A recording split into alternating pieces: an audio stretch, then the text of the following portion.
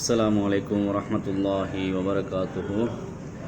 الحمد لله وحده والصلاة والسلام على رسول الله محمد بن عبد الله وعلى آله وأصحابه وأتباعه وأهل بيته أجمعين. أما بعد فقد قال الله تعالى في محكم التنزيل: أعوذ بالله من الشيطان الرجيم. بسم الله الرحمن الرحيم. يا أيها الذين آمنوا كتب عليكم الصيام كما كتب على الذين من قبلكم لعلكم تتقون. وقال رسول الله صلى الله عليه وسلم: من صام رمضان إيمانا واحتسابا غفر له ما تقدم من ذنبه. وقال أيضا: يا أيها الناس قد أضلكم شهر عليم شهر مبارك شهر جعل الله صيامه فريضة وقيام ليله تطوعا إلى آخر الحديث. صدق رسول الله صلى الله عليه وسلم. மேலான கண்ணியத்துக்குரிய இஸ்லாமிய சகோதரர்களே, அன்புக்குரிய தாய்மார்களே, யாரெல்லாம் இந்த உலகத்தில் ஹயாத்தோடு உயிரோடு இருக்கின்றார்களோ அவர்கள் அனைவர்களும், முஸ்லீம்களாக இருக்கக்கூடிய அவர்கள் அனைவர்களும் எதிர்பார்த்து கொண்டிருக்கக்கூடியதான் இந்த ரமலானுடைய மாதம். இந்த ரமலானுடைய மாதத்தை முழு உலகத்திலும் வாழக்கூடிய முஸ்லீம்கள், கலிமா சொன்னவர்கள் ஆசையோடு ஆர்வத்தோடு எதிர்பார்த்து கொண்டிருக்கின்றார்கள். இன்ஷா அல்லாஹ் அந்த ரமலான் நாளை அல்லது நாளை மறுதினம் எங்கள் அனைவரையும் இன்ஷா அல்லாஹ் வந்தடையும். எனவே நாங்கள் உயிரோடு இருக்கக்கூடியவர்கள் நியத்து வைத்து கொள்ள வேண்டும். யா அல்லாஹ், இந்த ரமலான் முழுக்க என்னுடைய ஆயுளை நீடித்து அந்த ரமலானில் எவ்வளவு அமல் இபாதத் செய்ய முடியுமோ அவ்வளோ அமல் இபாதத்துக்களையும் செய்து உன்னுடைய நேசத்தை அடையக்கூடியவனாக என்னை ஆக்கியருள்வாயாக என்று அல்லாஹ்விடத்தில் நாங்கள் துஆ செய்ய வேண்டும். அன்புக்குரியவர்களே, இப்படியான ஒரு மாதம் யாருக்கும் கொடுக்கப்படலை, எந்த நபிமார்களுக்கும் கொடுக்கப்படலை. ரசூலுல்லாஹி ஸல்லல்லாஹு அலைஹி வஸல்லம் அவர்களுக்கு முன்னால் வாழ்ந்த எந்த நபிமார்களுக்கும் இப்படியான ஒரு இரவு, அந்த மாதத்தில் ஒரு லைலத்துல் கத்ருடைய இரவு இருக்கின்றது. இப்படியான தினங்களை அல்லாஹ் கொடுக்கவில்லை. ஆனால் எங்களுக்கு அல்லாஹ் இப்படியான ஒரு மாதத்தை, இப்படியான ஒரு சங்கையான ஒரு மாதத்தை அல்லாஹ் தந்து அந்த ஒரு சங்கையான ஒரு தினத்தை அல்லாஹ் எங்களுக்கு தந்திருக்கின்றான். இதற்கு நாங்கள் அல்லாஹுக்கு நன்றி செலுத்த வேண்டும். ஏன் அல்லாஹ் எங்களுக்கு ரமலானை தந்திருக்கின்றான்? ரமலான் வந்து விட்டதென்றால் எல்லோரும் ஓதக்கூடிய குர்ஆனுடைய வசனம், எல்லா பள்ளிவாயில்களிலும் ஒலிக்கக்கூடிய குர்ஆனுடைய வசனம்: யா அய்யுஹல்லதீன ஆமனு, ஏ ஈமான் கொண்ட விசுவாசிகளே, குத்திப அலைக்குமுஸ் ஸியாம், உங்கள் மீது நோன்பு கடமையாக்கப்பட்டிருக்கின்றது. கமா குத்திப அலல்லதீன மின் கபலிக்கும், உங்களுக்கு முன்னுள்ள சமுதாயத்தினருக்கு நோன்பு எவ்வாறு கடமையாக்கப்பட்டதோ அதே போன்று உங்களுக்கு நோன்பு கடமையாக்கப்பட்டிருக்கின்றது, நோன்பு ஃபர்லாக்கப்பட்டிருக்கின்றது, நோன்பு விதியாக்கப்பட்டிருக்கின்றது என்று அல்லாஹ் அல் குர்ஆனில் சொல்லி காட்டுகின்றான். ஏன் அல்லாஹ் நோன்பை எங்களுக்கு தந்திருக்கின்றான்? ஏன் அல்லாஹ் எங்களுக்கு நோன்பை ஃபர்லாக்கி இருக்கின்றான்? கண்ணியத்துக்குரியவர்களே, அதே ஆயத்தில் அல்லாஹ் சொல்லுகின்றான்: லஅல்லக்கும் தத்தக்கூன், நீங்கள் அனைவரும் தக்குவாதாரிகளாக, நீங்கள் அனைவரும் அல்லாஹ்வை இறையச்சமுடையவர்களாக மாறுவதற்காக வேண்டித்தான் நாங்கள் இந்த ரமலானை உங்களுக்கு தந்திருக்கின்றோம் என்று அல்லாஹு தாலா அல் குர்ஆனில் சொல்லி காட்டுகின்றான். அன்புக்குரியவர்களே, இந்த ரமலானில் இருந்தாவது எம்மில் ஒவ்வொருவரும் தன்னை வித்தியாசமானவர்களாக, இபாதத்தில் போட்டி போடக்கூடியவர்களாக, குர்ஆனில் போட்டி போடக்கூடியவர்களாக, திக்ரில் போட்டி போடக்கூடியவர்களாக, தஹஜ்ஜுடைய தொழுகையில் போட்டி போடக்கூடியவர்களாக, 5 நேர தொழுகைகளுக்கும் இமாம் ஜமாத்தோடு தொழுவதற்கு போட்டி போடக்கூடியவர்களாக, தர்மம் செய்யக்கூடியவர்களாக, ஏழைகளை கவனிக்கக்கூடியவர்களாக இந்த ரமலான் எங்களை உருவாக்க வேண்டும். இல்லாவிட்டால் இந்த ரமலான் வந்ததில் என்ன பிரயோசனம்? எங்களுடைய ஒவ்வொரு தனிப்பட்டவருடைய வாழ்க்கையும், ஒவ்வொரு கம்யூனிட்டியுடைய வாழ்க்கையும், ஒவ்வொரு சமூகத்துடைய வாழ்க்கையும் ஒவ்வொரு குடும்பத்தினருடைய வாழ்க்கையும், ஒவ்வொரு கணவன் மனைவியுடைய வாழ்க்கையும், ஒவ்வொரு பிள்ளைகளுடைய வாழ்க்கையும், தனிப்பட்ட வாழ்க்கையும் இந்த ரமலானிலிருந்து மாற வேண்டும். நபி ஸல்லல்லாஹு அலைஹி வஸல்லம் அவர்கள் சொன்னார்கள், யா ஐயுஹன் நாஸ், ஏ மக்களே, கது அல்லல்லக்கும் ஷஹ்ருன் அலீம், உங்களுக்கு ஒரு மாதம் வர இருக்கின்றது. அந்த மாதம் எப்படிப்பட்டதென்றால் ஷஹ்ருன் முபாரக், பரக்கச் செய்யப்பட்ட மாதம். ஷஹ்ருன் ஜஅலல்லாஹு சியாமுஹு ஃபரீலா, அந்த மாதத்தில் நோன்பு பிடிப்பதை அல்லாஹ் ஃபர்லாக ஆக்கியிருக்கின்றான்.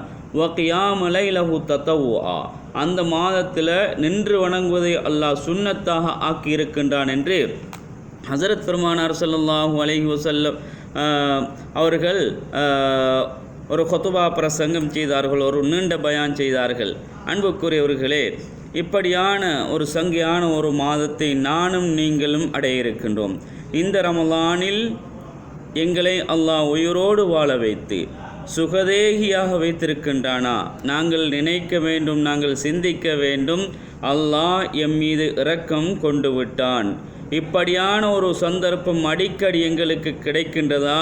இது அல்லாஹுடைய அருள் என்பதாக நாங்கள் நினைக்க வேண்டும்.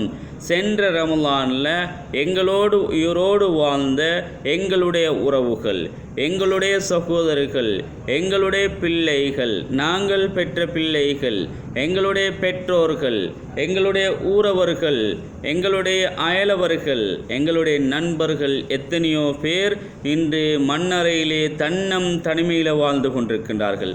அந்த இடத்தை இன்ஷா அல்லாஹ் பேசக்கூடிய நானும் கேட்கக்கூடிய நீங்களும் என்றோ ஒரு நாள் விரும்பியோ விரும்பாமலோ அடையத்தான் போகின்றோம். அதற்குரிய தயாரிப்பு தான் இந்த ரமலான். இந்த ரமலான் அதற்குரிய தயாரிப்பு. இந்த ரமலானில் நாங்கள் நோன்பு பிடிக்க வேண்டும். நோன்பு பிடித்து நோன்பு பசித்திருந்து விழித்திருந்து மாத்திரம் போதாது அன்புக்குரியவர்களே. இந்த ரமலானில் நோன்பு பிடித்து கொண்டு நாங்கள் எங்களையும் மாற்றி அமைக்க வேண்டும். குர்ஆன் ஓத வேண்டும், திக்ரு செய்ய வேண்டும், தஹஜ்ஜுடைய தொழுகைகளை தொழ வேண்டும், 5 நேர தொழுகைகளை இமாம் ஜமாஅத்தோடு தொழ வேண்டும். யார் வசதி இல்லாதவர்களாக இருக்கின்றார்களோ அவர்களை தேடிச் சென்று அவர்களுக்கு நோன்பு பிடிப்பதற்கு, இஃப்தாருக்கு, பெருநாளைக்கான ஏற்பாடுகளை நாங்கள் செய்து கொடுக்க வேண்டும். இப்படித்தான் இந்த ரமலான் எங்களை மாற்ற வேண்டும். அல்லாஹ்வுக்கு நெருக்கமான உள்ளங்களாக, அல்லாஹ்வுக்கு நெருக்கமான அடியார்களாக நாங்கள் எங்களை மாற்ற வேண்டும். நெருக்கமான உள்ளம் என்பதற்கு 3 அடையாளங்கள் இருக்கின்றது. அன்புக்குரியவர்களே, முதலாவது அடையாளம் என்ன தெரியுமா? அத்தஜாஃபி அந்தாரில் உரூர், இந்த உலகத்துடைய மோகங்களை விட்டு நாங்கள் ஒதுங்க வேண்டும். அதுதான் அல்லாஹுக்கு நெருக்கமான உள்ளம் என்பதற்கு அடையாளம். இந்த உலகத்துடைய மோகத்தை விட்டு நாங்கள் ஒதுங்குகின்றோமா? அன்புக்குரிய சகோதரிகளே, அதுதான் அல்லாஹுக்கு நெருக்கமான உள்ளமாக இருந்து கொண்டிருக்கின்றது. இன்று யார் இந்த உலகத்துடைய மோகத்தை விட்டு ஒதுங்குகின்றோம்? உலமாக்களும் ஒதுங்குவதாக தெரியவில்லை, பொதுமக்களும் ஒதுங்குவதாக தெரியவில்லை. யாரும் ஒதுங்காமல் உலகத்துடைய மோகத்திலே தான் நாங்கள் வாழ்ந்து கொண்டிருக்கின்றோம். அடுத்த 2வது அடையாளம் என்னவென்றால் அல் இனாபத்து இலாதாரில் ஹுலூத், நிரந்தரமான வீட்டை நாங்கள் ஒவ்வொருவரும் ஆசைப்பட வேண்டும், இனாபத் வைக்க வேண்டும். அன்புக்குரியவர்களே, நிரந்தரமான வீடு. எங்களுடைய உலகம் டெம்பரரி லைஃப் அன்புக்குரியவர்களே. ஆனால் மௌத்துக்கு பின்னால் உள்ள வீடு தான், மௌத்துக்கு பின்னால் உள்ள வாழ்க்கை தான் நிரந்தரமான ஒரு இடம். அந்த நிரந்தரமான அந்த வீட்டை நாங்கள் ஆசை வைக்க வேண்டும். இதுதான் அல்லாஹுக்கு நெருக்கமான உள்ளம். 3வது நெருக்கமான உள்ளம் எது தெரியுமா? அல் இஸ்திதாது லில் மௌத்தி கப்லன் நுசூல், மரணம் வருவதற்கு முன்னால் மௌத்துக்காக வேண்டி ஆயத்தம் செய்வது. மௌத்து வர இருக்கின்றது. எப்போதாவது ஒரு நாள் நாங்கள் விரும்பியோ விரும்பாமலோ மௌத்து வரலாம். அந்த மௌத்துக்காக வேண்டி நாங்கள் இஸ்திதாத், எங்களை ஏற்பாடு செய்து கொள்ள வேண்டும். அடுத்து இந்த 3 உள்ளங்களையும் தான் அல்லாஹுக்கு நெருக்கமான உள்ளம் என்பதாக நபி ஸல்லல்லாஹு அலைஹி வஸல்லம் அவர்கள் சொல்லுகின்றார்கள். அதே போன்று நாங்கள் உலகத்தில் வாழும்போது அல்லாஹுக்கு விருப்பமான அடியார்களாக நாங்கள் வாழ வேண்டும். நபி ஸல்லல்லாஹு அலைஹி வஸல்லம் அவர்கள் சொன்னார்கள், மன் அஹப்ப லிகா அல்லாஹ், யார் அல்லாஹுவை சந்திப்பதற்காக வேண்டி விரும்புகின்றார்களோ அஹப்பல்லாஹு லிகாஅஹு, அவர்களையும் அல்லாஹ் சந்திப்பதை அல்லாஹ் விரும்புகின்றான். மன் கரிஹ லிகா அல்லாஹ், அல்லாஹுவை சந்திப்பதை யார் வெறுக்கின்றார்களோ கரிஹல்லாஹு, அல்லாஹும் அவரை சந்திப்பதை வெறுக்கின்றான் என்ற விடயத்தை ஹதரத் பெருமானார் ஸல்லல்லாஹு அலைஹி வஸல்லம் அவர்கள் சொல்லி காட்டினார்கள். அன்புக்குரியவர்களே, நாங்கள் அல்லாஹுவை சந்திப்பதற்கு ஆசை வைக்க வேண்டும், அல்லாஹுவை நெருங்குவதற்கு ஆசை வைக்க வேண்டும், அல்லாஹுடைய முஹப்பத் எங்களுக்கு கிடைக்க வேண்டும். எனவே அந்த முஹப்பத் கிடைக்கக்கூடிய மாதம், அல்லாஹுவை நெருங்குவதற்குரிய மாதம்தான் இந்த ரமலானுடைய மாதம். வெறுமனே எங்களுடைய உலகாதாய தேவைகளுக்காக வேண்டி நோன்பை விட முடியாது, எங்களுடைய பயணங்களுக்காக வேண்டி நோன்பை விட முடியாது. கெக்கிராவைக்கு செல்வதற்காக அல்லது ஏனைய நகரங்களுக்கு செல்வதற்காக எங்களுக்கு நோன்பை விடுவதற்கு இஸ்லாத்தில் அனுமதி இல்லை. அதே போன்று அன்புக்குரியவர்களே, ஒரு சிறிய ஒரு நோய், காய்ச்சல், தலைவலியாக இருக்கின்றதே, அதற்கும் நோன்பை விடுவதற்கு இஸ்லாத்தில் அனுமதி இல்லை. அதே போன்று அன்புக்குரிய சகோதரிகளே, எந்த அளவுக்கென்றால் அதிகமானவர்கள் இன்று நோன்பை விடுகின்றார்கள். வயல் வேலை வந்துவிட்டால், விவசாய வேலை வந்துவிட்டால் அன்புக்குரிய சகோதரிகளே, நோன்பை விட்டு சர்வ சாதாரணமாக நோன்பை விடுகின்றார்கள். ஒரு நோன்பை விட்டால் எவ்வளவு பாவம் என்று தெரியாமல் தான் அவர்கள் சர்வ சாதாரணமாக அவருடைய விவசாய தேவைகளுக்காக வேண்டி, அவருடைய கூலி வேலைகளுக்காக வேண்டி நோன்பை விட்டுவிட்டு அதற்கு முன்னுரிமை கொடுக்கின்றார்கள். இப்படியெல்லாம் இஸ்லாத்தில் அனுமதி இல்லை நோன்பை விடுவதற்கு. யாரெல்லாம் இஸ்லாத்தில் அனுமதி இருக்கின்றது என்பதை இன்ஷா அல்லாஹ் பிறிதொரு தலைப்பில் பார்க்கலாம் என்று நான் நினைக்கின்றேன். அன்புக்குரிய சகோதரிகளே, பொதுவாக ஆரம்பத்தில் இந்த ரமலான் வந்து விட்டால் அந்த ரமலானுக்கு பெரிய சங்கைகள் இருந்தது, பெரிய கண்ணியங்கள் இருந்தது, பெரிய மரியாதை இருந்தது. ஆனால் இன்றைய காலத்தில் அன்புக்குரியவர்களே, பகிரங்கமாக முஸ்லீம்களே இஸ்லாமிய ஆடைகளை உடுத்துக்கொண்டு, இஸ்லாமிய ஆடைகளோடு இன்று அந்த நோன்பை கேவலப்படுத்துகின்றார்கள். பப்ளிக்காக, அதாவது எல்லோரும் வந்து போகக்கூடிய இடங்கள், ஹோட்டல்களில் சர்வ சாதாரணமாக சாப்பிட்டு கொண்டிருக்கக்கூடிய காட்சியை நாங்கள் எங்களுடைய கண்களால் பார்த்து கொண்டிருக்கின்றோம். அன்புக்குரியவர்களே, இந்த ரமலானுடைய மாதத்தில் எத்தனையோ பேர் பள்ளியோடு தொடர்பில்லாதவர்களாக இருக்கின்றார்கள், ஜும்ஆவோடு தொடர்பில்லாதவர்களாக இருக்கின்றார்கள்.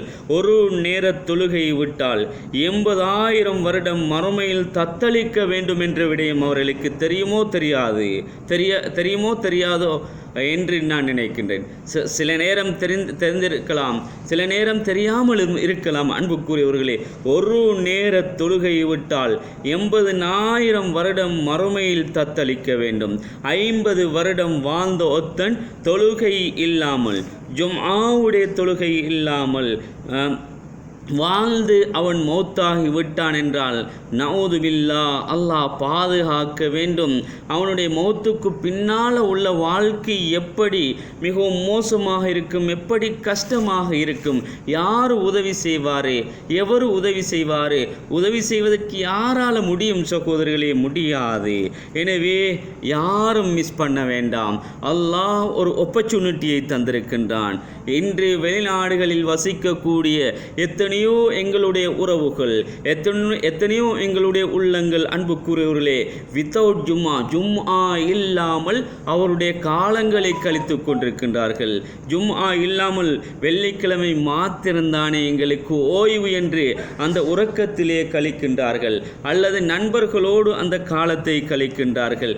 எந்த அளவுக்கு கேவலம் என்றால் அன்புக்குரிய சகோதரிகளே, இன்றும் என்னுடைய கண்ணால் பார்த்து நான் பட்ட கவலை, நான் வடித்த கண்ணீர், அன்புக்குரியவர்களே, எவ்வளோ கேவலமான சமூகமாக போய்விட்டது.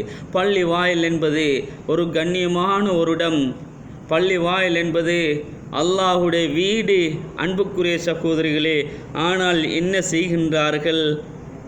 பள்ளிக்குள்ளே பெண்களுடைய காட்சிகள், பள்ளிக்குள்ளே டிக்டாக், பள்ளிக்குள்ளே வாட்ஸ்அப், பள்ளிக்குள்ளே இன்ஸ்டா, பள்ளிக்குள்ளே ஏனைய தொடர் ஃபேஸ்புக் முகப்புத்தகங்களில் அப்படி இமாம் மிம்பரில் ஹொத்துபா நிகழ்த்தி கொண்டிருக்கும் பொழுதோ எத்தனையோ பேர் சகோதரர்களே 99.9% வாலிபர்கள் ஃபோனோடு தான் இன்றே ஜும்மாவுடைய நேரத்திலும் கூட ஈடுபட்டு கொண்டிருக்கின்றார்கள் என்பதே கசப்பான மிகவும் மன வருத்தமான ஒரு தகவலை நான் உங்களோடு பகிர்ந்து கொள்ளுகின்றேன். நான் சென்ற கிழமை கூட ஒரு சிலர்களுக்கு ஜும்மாவுடைய தினம் ஜும்மா நடந்து கொண்டிருக்கின்றது, பேசிக்கொண்டிருக்கின்றார்கள். கையால் சைக்கினை காட்டி வாயால் சொன்னேன், பேசாதீங்க, என்னுடைய ஜும்மாவும் சும்மாவோ தெரியாது, அல்லாஹ் பாதுகாக்க வேண்டும், அல்லாஹ் நிரப்பமான கூலி எனக்கு தர வேண்டும். அப்படியான ஒரு கவலையான அப்படியான ஒரு மோசமான விடயங்களை நாங்கள் எங்களுடைய கண்கூடாக பார்த்து கொண்டிருக்கின்றோம். அன்புக்குரிய சகோதரிகளே, இந்த மார்க்கம் இருக்கின்றதே, சஹாபாக்கள் நபிமார்கள் இரத்தம் சிந்தி வளர்த்த மார்க்கமாக இருந்து கொண்டிருக்கின்றது. ஹதரத் பெருமானார் ஸல்லல்லாஹு அலைஹி வஸல்லம் அவர்கள் 4 வருடம் ஷோய்பே அபி தாலிப் என்று சொல்லக்கூடிய ஜெயிலில் அடைத்து வைத்து, அன்புக்குரிய சகோதரிகளே, 4 வருடம் நபி ஸல்லல்லாஹு அலைஹி வஸல்லம் அவர்கள் மரத்தின் இலை கொலைகளைத்தான் சாப்பிட்டார்கள். அந்த அளவுக்கு ரசூலுல்லாஹ் கஷ்டப்பட்டு பாதுகாத்து வளர்த்து தந்த மார்க்கம்தான் இந்த கண்ணியமான தூய்மையான மார்க்கம் இஸ்லாமிய மார்க்கமாக இருந்து கொண்டிருக்கின்றது. அதே போன்று அல்லாஹ் எந்த அளவுக்கு என்றால், இதற்கு முன்னால் உள்ள சமுதாயத்துக்கு கொடுக்காத ஒரு இரவோ லைலத்துல் கதருடைய இரவை தந்திருக்கின்றான். இப்படியான சில நிகழ்வுகள், பத்ருடைய யுத்தம் நடைபெற்ற மாதம் இந்த ரமலானுடைய மாதம். அன்புக்குரிய சகோதரிகளே, எனவே எங்களை எடுத்துக்கொண்டால், உதாரணமாக பேசக்கூடிய என்னை எடுத்துக்கொண்டால், நான் 3வது வருடமாக இலங்கையிலிருந்து வெளிநாட்டுக்கு சென்று வேலை நிமித்தமாக வேலை செய்து கொண்டிருக்கின்றேன். 12 மணித்தியாலம் வேலை நின்று கொண்டு 12 மணித்தியாலம் வேலை செய்ய வேண்டும்.